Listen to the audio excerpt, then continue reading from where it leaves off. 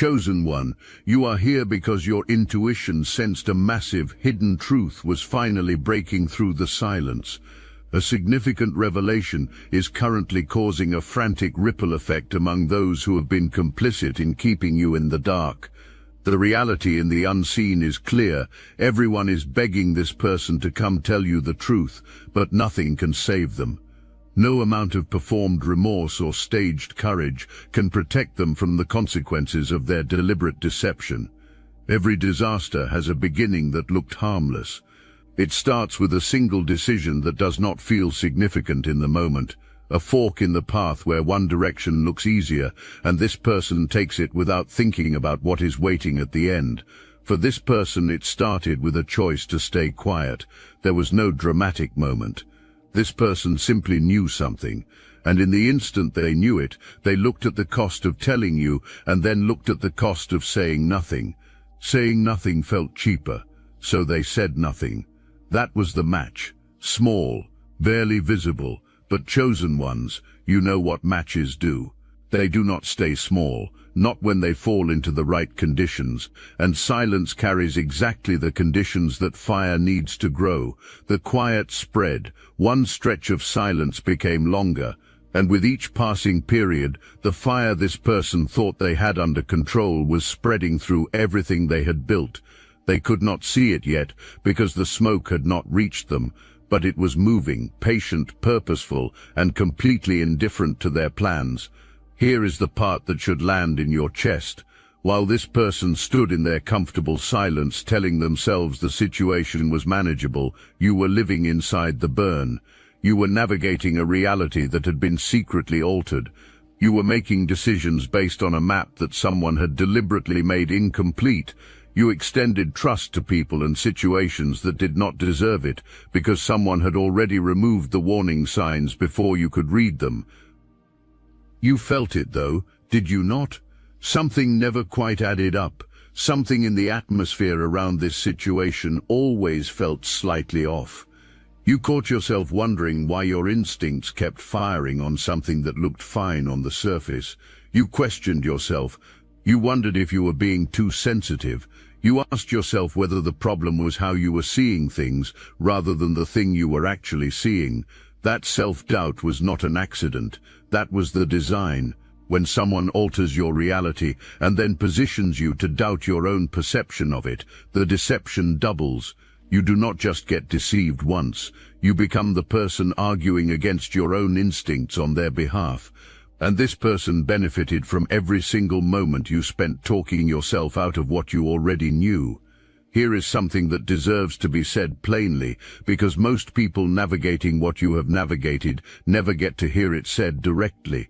The fact that you felt the wrongness without having full proof is not a sign that something is wrong with you. It is a sign that something was genuinely wrong in the situation. Your gut was processing real signals. The low-grade unease you carried through this entire season was not anxiety without cause. It was intelligence without confirmation. Those are two completely different things, and you deserve to hear that clearly. Fire does not care how quietly it moves. It does not care that the person who lit the match still believes they are in control. It does not pause because someone is not ready for it. It keeps spreading. And the moment always arrives when the smoke reaches the level they are standing on. That moment is here, and they are starting to smell it. Something has shifted. You may have already felt it in the atmosphere around your situation, a pressure building, the kind of change that does not announce itself but makes everything feel different, like the air before a storm that has not yet arrived. The controlled silence this person has been living inside developed cracks. Maybe another person who shares the knowledge started talking in the wrong direction.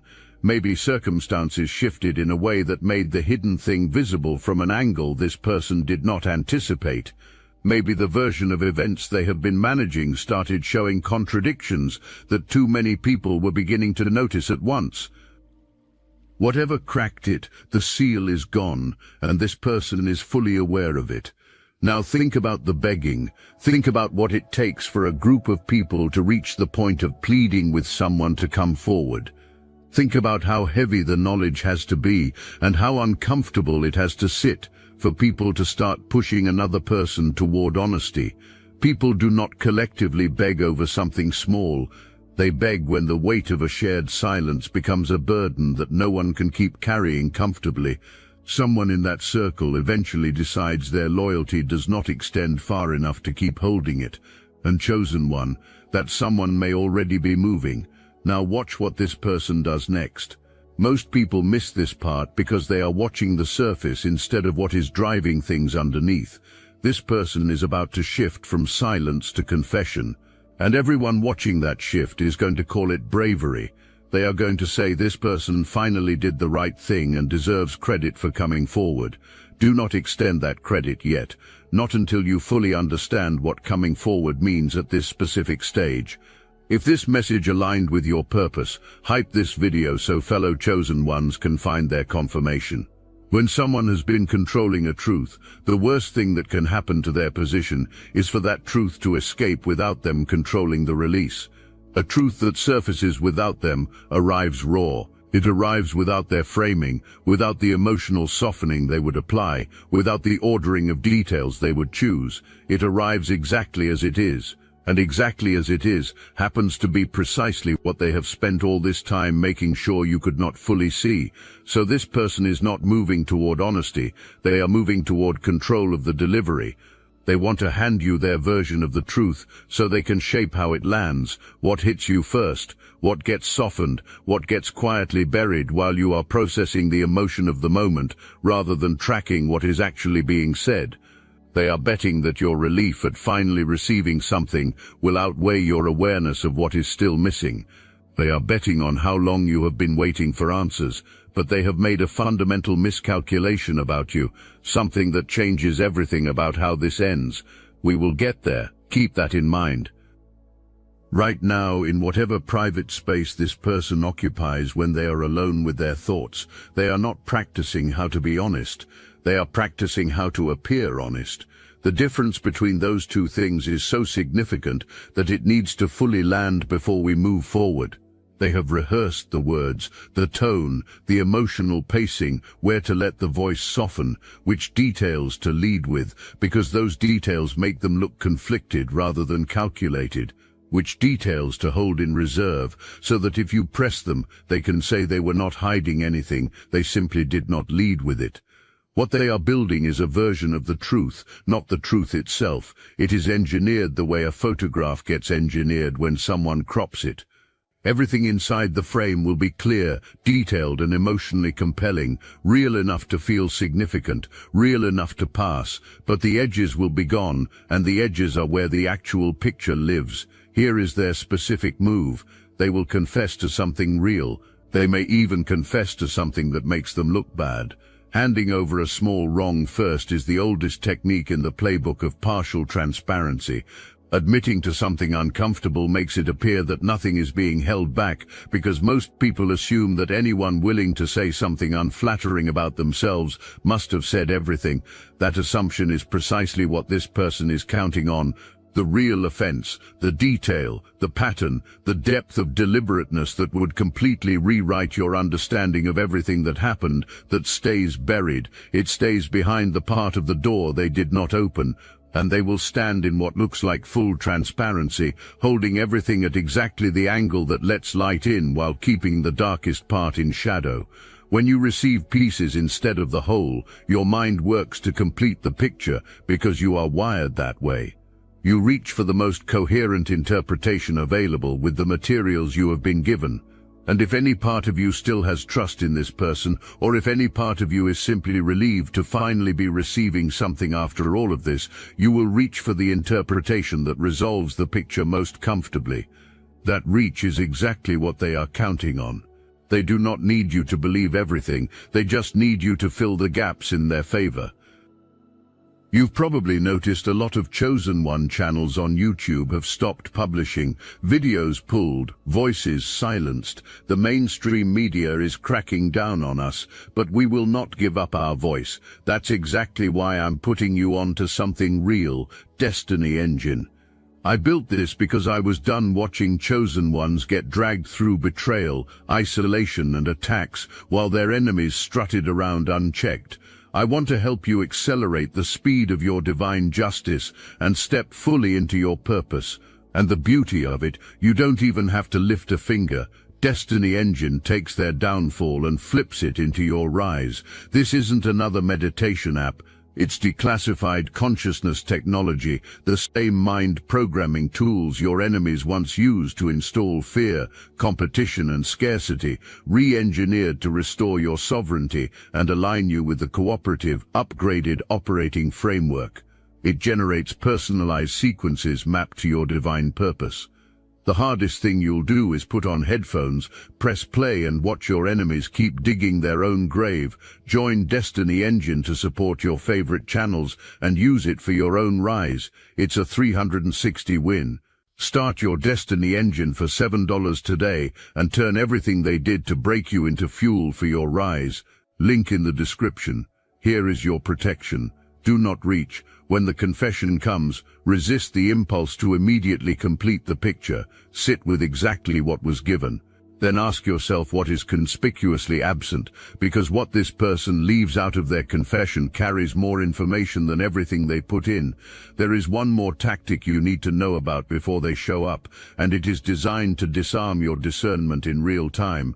They will question your memory, not harshly, not bluntly. They will do it in that careful, soft way that sounds like concern but functions like sabotage. Phrases like, "I think you may have understood that differently," or "I remember it a little differently," or "I know this is a lot to take in." Every one of those phrases is designed to pre-position your perception as unreliable before you can even respond to what was actually said. If your memory of events can be made to feel uncertain, their version gets introduced as the authoritative correction. You were there. You lived it. Your account of what happened is not a rough draft waiting for their revision. It is the primary source. No one who withheld the truth from you gets to rewrite the record of how you experienced their silence. This person has been moving through life telling themselves the fire they started was not going to reach them. They managed what people knew.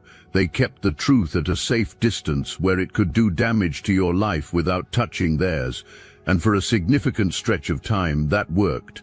They moved with relative ease while you navigated the smoke they produced. But fire does not negotiate, and now it has reached them. The people who share this knowledge are no longer holding it quietly out of loyalty or strategy. They are speaking because the pressure has become impossible to contain. This person can feel the temperature rising around everything they have built. And for the first time, the silence they used as a weapon has become their most immediate threat. So they move. Watch specifically how they move. They do not arrive broken. They arrive composed. They do not lead with apology. They arrive carrying the energy of someone who has made a significant, difficult decision. The first impression they want to create is courage. They want you to feel, in the very first moments of this confession, that you are witnessing someone choosing integrity at great personal cost. This is exactly the moment where your strength has to be fully present. This moment is designed to pull you into your emotions and out of your discernment. A person who has been paying attention throughout this entire situation does not abandon their perception just because someone finally showed up with something that resembles the truth. You receive what is offered. You stay grounded. You let them speak. And while they speak, you are not only listening to what is being said, you are listening to the shape of what is not being said. You are watching where the emotion intensifies and where it goes flat. You are tracking which parts get rushed through and which parts receive weight, because the parts they move past quickly are the parts that would cost them the most if you were allowed to sit with them. Watch for this specifically.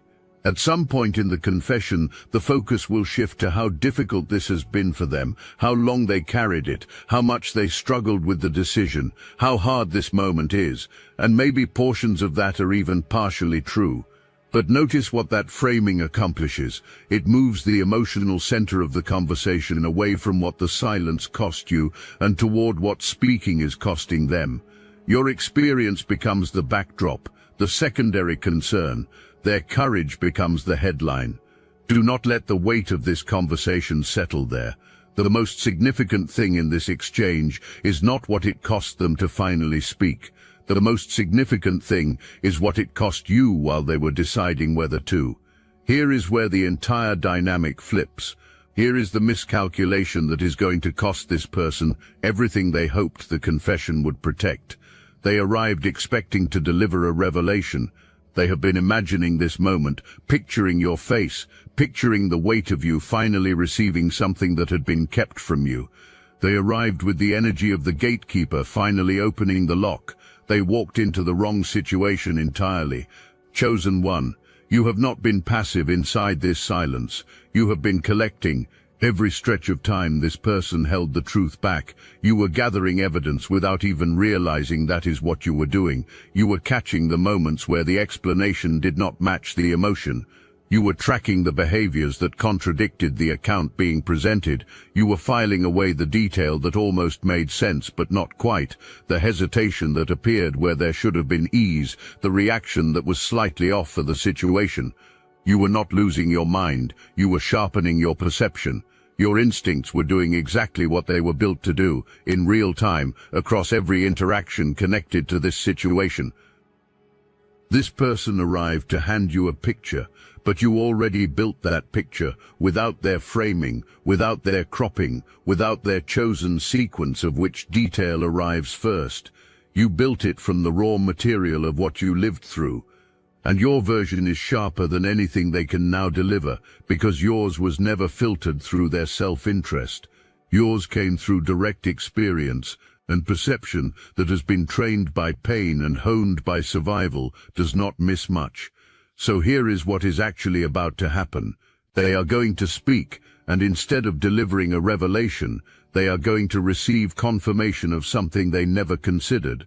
Instead of watching you unravel, they are going to meet stillness, the particular kind of stillness that belongs to someone who already knows, who already processed, who already healed around the wound. This confession was supposed to be the first step in addressing that stillness is going to reach this person in a way they did not prepare for. Nothing dismantles the confidence of someone operating from information control quite like discovering that the person they were withholding from was already ahead of them, not slightly ahead, significantly ahead. The confession they believed was their power move is actually the moment they lose the last leverage they had. And chosen one, that leverage was never protecting you, it was only ever protecting them. When someone delivers information to you, it arrives wrapped in their presentation, their emphasis, their emotional framing, their chosen sequence. But the understanding you assembled on your own through observation and survival carries none of that wrapping. It arrived unedited. It came directly through the unfiltered reality of what you witnessed and endured. That is why it sits so deep in you. That is why it does not shake when they finally speak. It was never built on their words, it was built on your experience. And nothing they confess can reach the foundation that was already laid inside you before they ever opened their mouth. Let us not move past the cost too quickly, because what is about to happen extends well beyond the confession itself. For the entire duration of this silence, this person ran a private calculation. They weighed the cost of speaking against the cost of staying quiet and chose the cheaper option every single time. And for them, staying quiet was cheap, a little internal discomfort, some guilt managed the way you manage background noise, an occasional restless stretch that felt like paying dues without actually paying anything. The personal cost to them was negligible, but the cost did not disappear. It transferred your peace, your clarity, your capacity to move through your own life with accurate information. Your trust extended to people and situations that did not earn it because the warnings had been removed before you could access them. That is what the silence actually cost. And every bit of it was charged to you. Now the economics shift permanently. When this truth fully surfaces, and it will because fire always finds somewhere to go, the bill transfers back. Every relationship this person maintained while the deception was doing its protective work is about to be stress-tested against the real information. Every person who stood in their corner, vouched for them, or took their side will discover they were doing so with incomplete data. That discovery arrives with a specific kind of anger, the anger that belongs to someone who realizes they were made to look uninformed in service of someone else's survival. And that anger moves in a direction. It moves toward the source. Connections fracture. Access disappears. The relational standing this person built while the silence was doing its work begins to dissolve, not from cruelty, but from the natural consequence of trust discovering it was misplaced. And there is one dimension of this cost that rarely gets named. The silence did not only manage your perception of this person, it managed their perception of themselves. As long as the truth stayed hidden, they could maintain a self-image that excluded the full picture of what they had chosen. They could frame their silence to themselves as complicated, defensible, maybe even principled. When the truth comes out, that internal fiction collapses too. They will have to look clearly at who they actually were during the period they stayed quiet, not who they told themselves they were, but who they actually were. That confrontation is one of the costs they never fully priced, and it is arriving whether they feel prepared for it or not. There is one final move embedded in the confession itself, one that is so sophisticated most people walk straight into it without ever noticing it happened. When this person delivers their confession, they are not only managing what you receive, they are managing what you are expected to owe them for receiving it. They will position themselves as the courageous one, the person who finally stepped forward, who at significant personal cost chose honesty.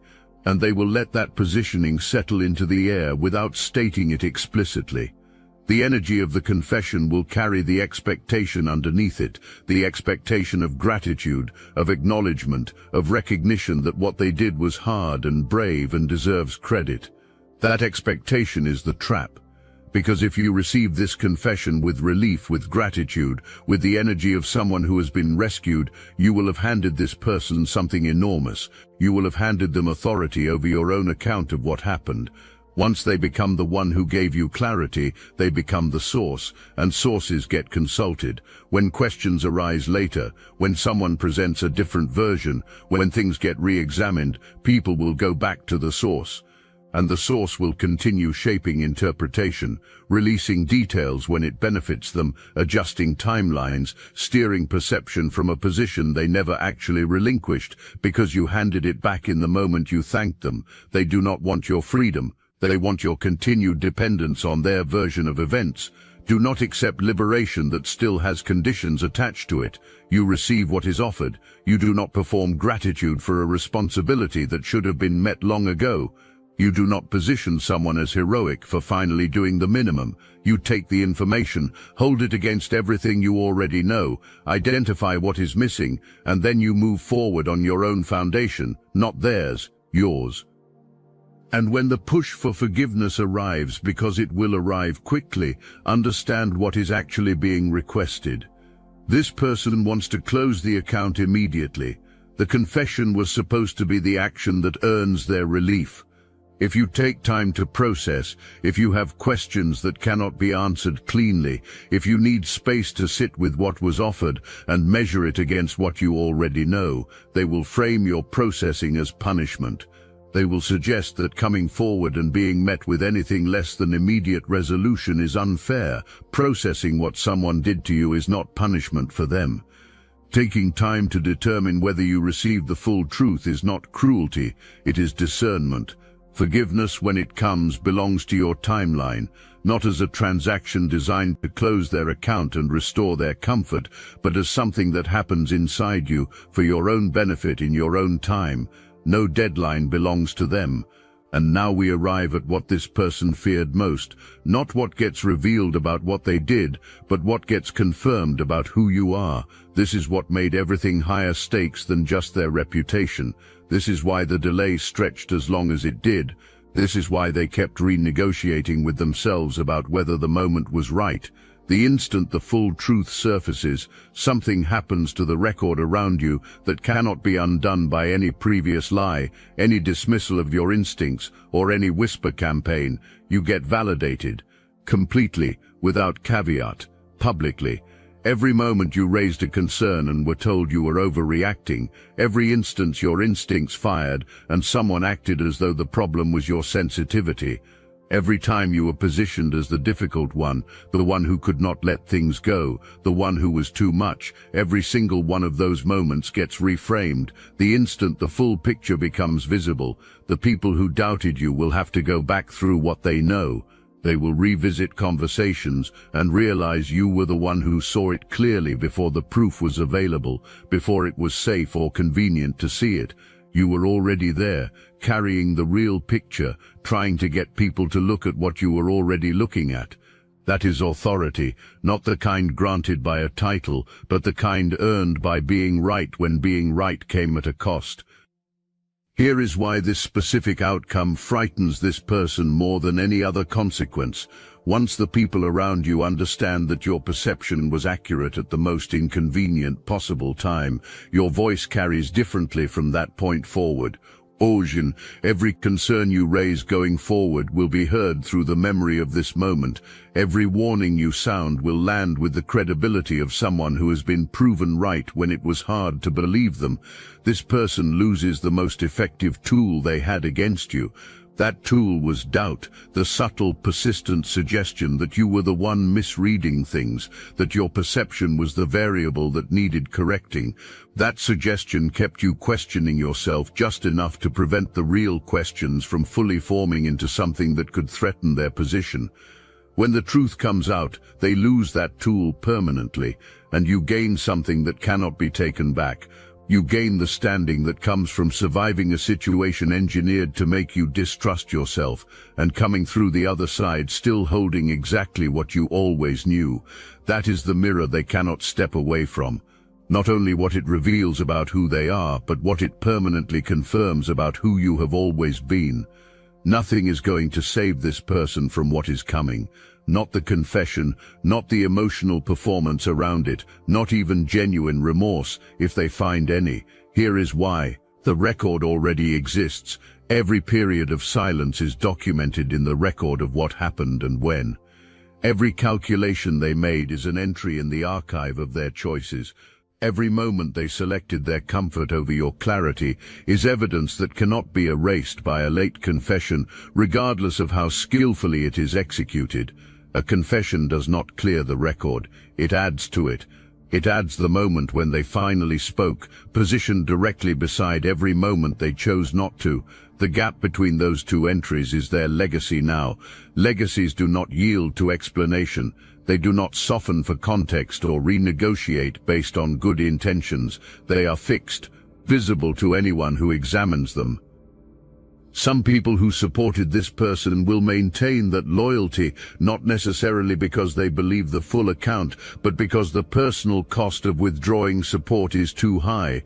But even inside that loyalty, something will now exist that was not there before, a quiet question that never gets asked aloud, the particular kind of doubt that lives inside a relationship that has discovered it was built on incomplete information. Trust that has been revealed as misplaced does not return to its original form. It becomes something that functions like trust, but extends more carefully, remembers more, and moves slower. Access disappears. Invitations stop arriving without formal explanation. Doors that once opened without question begin to stay closed without ceremony. This is the full cost, not just the confession itself, but the entire restructuring of everything that was built on managed information. And once that restructuring is in motion, nothing stops it. The truth, fully released into the open, moves according to its own rules. It does not pause for feelings. It does not slow down because the person who started all of this finally decided to participate. It moves and it clears. While this person was calculating and protecting their position at your expense, something else was quietly operating in your life, something below the surface of the confusion, the frustration, and the nights when you could not fully articulate what was wrong. You were being built, not in spite of this season. Because of it, the specific conditions produced by what was being withheld from you, the sustained pressure of navigating without the full picture, The repeated experience of trusting your instincts while everything around you was arranged to make those instincts feel unreliable. Those conditions were producing something in you that no comfortable circumstance can generate. Perception tested under sustained pressure is a different quality than perception that has never been challenged. Discernment sharpened against active deception is a different instrument than discernment that has never encountered real resistance. The strength you developed during this period, the strength you built by finding your own footing without the information you were owed, belongs to a category that does not develop in ease. You became someone specific, someone whose instincts operate at depth, someone whose knowing does not require outside confirmation to stay stable, someone capable of holding what they see without releasing it, simply because the people around them have not caught up yet. Most people navigating these exact conditions would have surrendered their perception just to make the dissonance stop. They would have allowed someone else's version of events to quietly replace their own, because sustaining your own understanding against sustained social pressure without support is genuinely exhausting. The pressure is designed to produce compliance. Most people comply. You did not. You held, you kept seeing, you kept knowing, you kept moving forward without the map you were owed, and you found your way through on your own.